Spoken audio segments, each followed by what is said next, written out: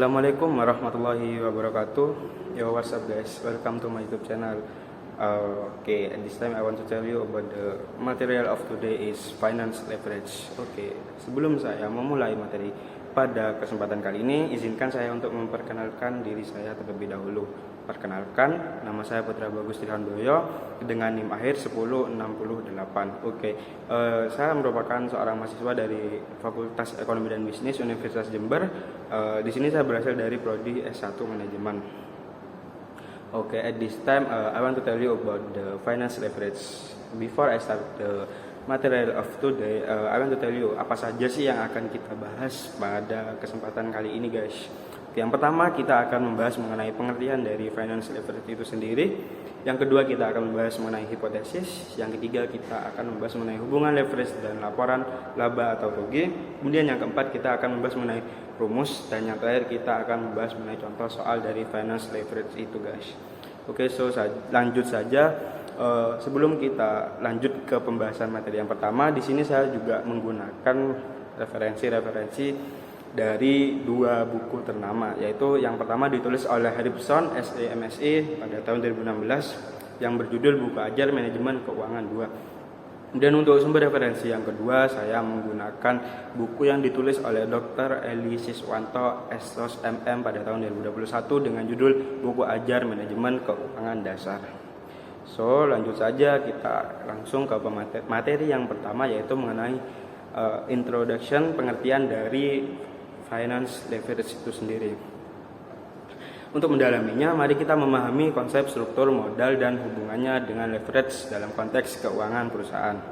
Struktur modal mengacu pada cara perusahaan membiayai operasinya, termasuk penggunaan sumber dana seperti ekuitas dan utang.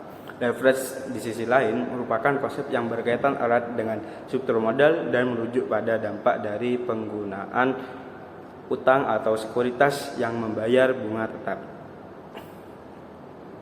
Leverage dalam konteks keuangan dapat dibagi menjadi dua jenis utama, guys. Yang pertama yaitu financial leverage dan operating leverage. Financial leverage muncul ketika perusahaan menggunakan utang untuk mendanai sebagian dari aktivitasnya. Finance leverage ini gampangannya ketika perusahaan tersebut menggunakan utang, maka yang digunakan ialah finance leverage. Kemudian finance leverage sendiri ini bisa melibatkan yang pertama pinjaman bank, yang kedua penerbitan obligasi atau saham preferen. Ketika perusahaan mengadopsi financial leverage, perubahan dalam EBIT atau earning before interest and taxes akan memiliki dampak yang lebih signifikan pada EPS atau earning per share atau pendapatan per saham. Selanjutnya kita dapat memahami bahwa financial leverage dapat diukur dengan beberapa metrik seperti leverage factor yang merupakan perbandingan antara total utang perusahaan dan seluruh dana atau aktiva yang dimilikinya. Saat ekonomi dalam kondisi baik, peningkatan financial leverage dapat meningkatkan profitabilitas secara linear.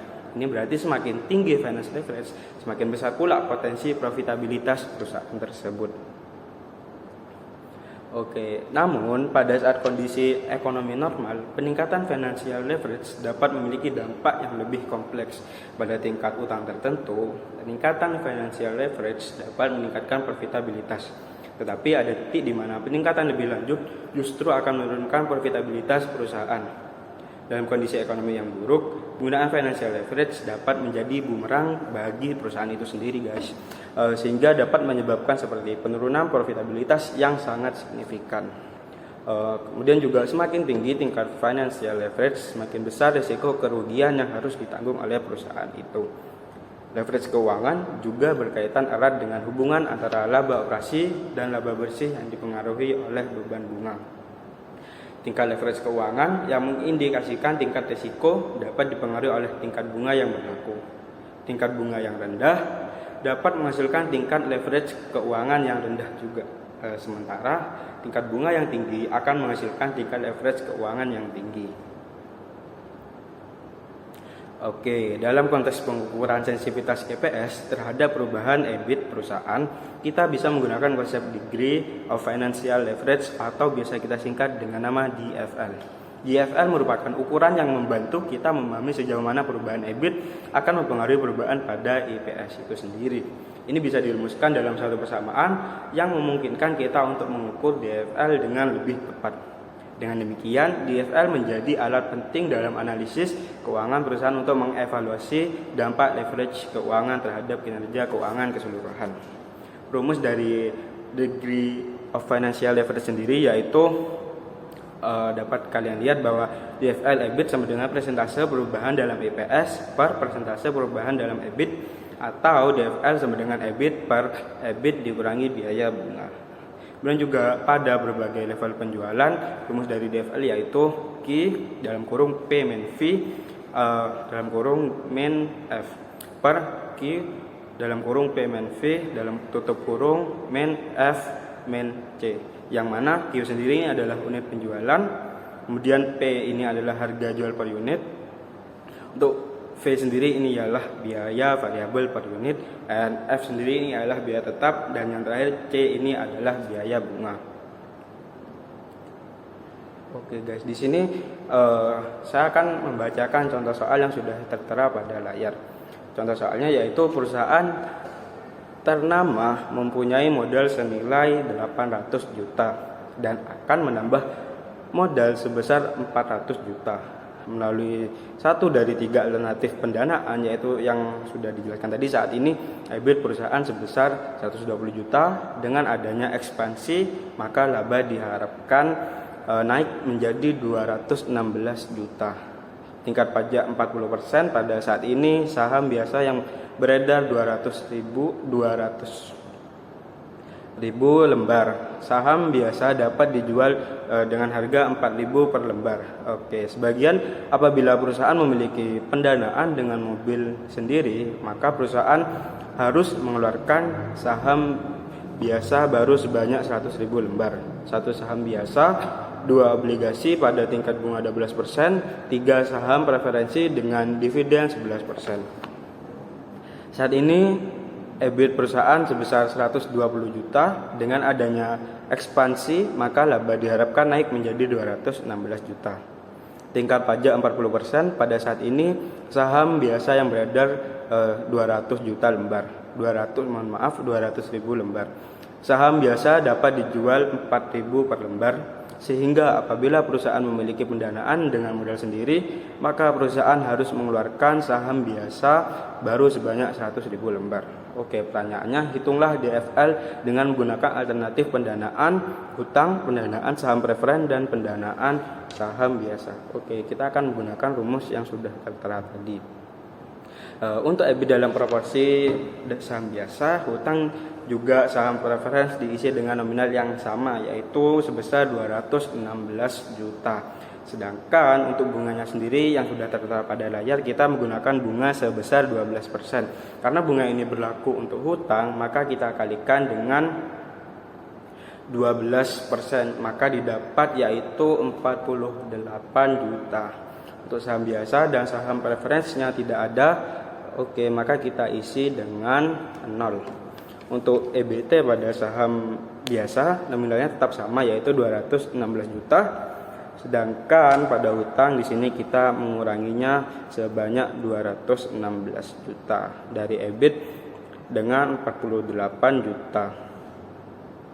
Dari bunga 12%, maka didapatkan hasil yaitu 168 juta. Dan untuk saham preference sama dengan saham biasa, yaitu sebanyak 216 juta. Oke, sampai sini paham kan guys?